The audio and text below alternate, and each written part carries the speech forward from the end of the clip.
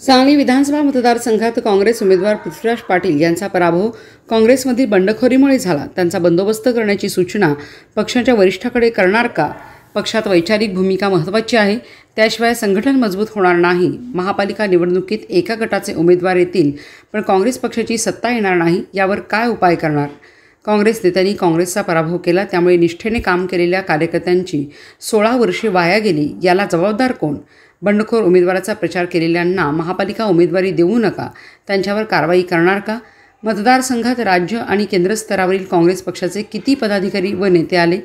अशा प्रश्नांचा भडीमार आज काँग्रेस भवनमध्ये आयोजित बैठकीत प्रदेश काँग्रेस कमिटीचे पक्षनिरीक्षक आणि प्रदेश सरचिटणीस माजी आमदार रामहरी रुपनवर यांच्यासमोर शहर जिल्हा काँग्रेसच्या कार्यकर्त्यांनी केला। स्वागत बिपिन कदम यांनी केले।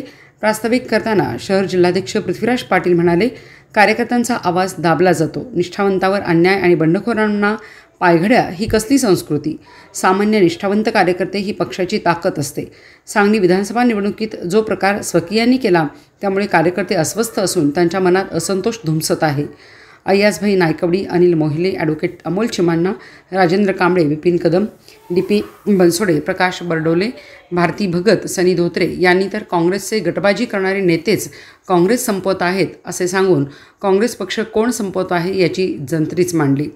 यावेळी पक्षनिरीक्षक माजी आमदार रामहरी रुपनवर म्हणाले, महाराष्ट्रातील निवडक पराभवात पृथ्वीराज पाटील यांच्या पराभवाचा समावेश होतो। आपल्याच लोकांनी आपलाच उमेदवार पाडला, हे फार चुकीचे झाले। अशाने काँग्रेस पक्ष पुढे जाणार नाही। काँग्रेसचा पराभव करणे म्हणजे लोकशाहीचा पराभव आहे। महाराष्ट्र प्रदेश काँग्रेस कमिटीचे नूतन अध्यक्ष आमदार हर्षवर्धन सपकाळ यांनी पक्ष संघटन मजबूत करण्यासाठी विशेष बैठकांचे सत्र आयोजित केले आहे। मरगळ झटकून कामाला लागा। येणाऱ्या महापालिका, जिल्हा परिषद आणि पंचायत समितीच्या निवडणुका आपल्याला जिंकायच्या आहेत। बूथ यंत्रणा सक्षम करूया। सकारात्मक प्रतिसाद दिला तर काँग्रेस सत्तेवर येईल। सांगलीत जे घडले त्याचे दुःख आम्हालाही आहे। वस्तुस्थितीचा अहवाल प्रदेश काँग्रेस कमिटीला दिला जाईल।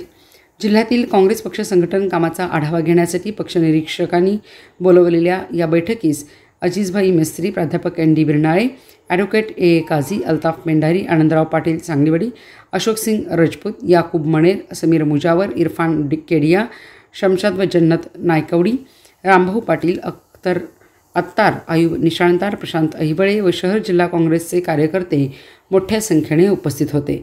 आभार पैगंबर शेख यांनी मानले।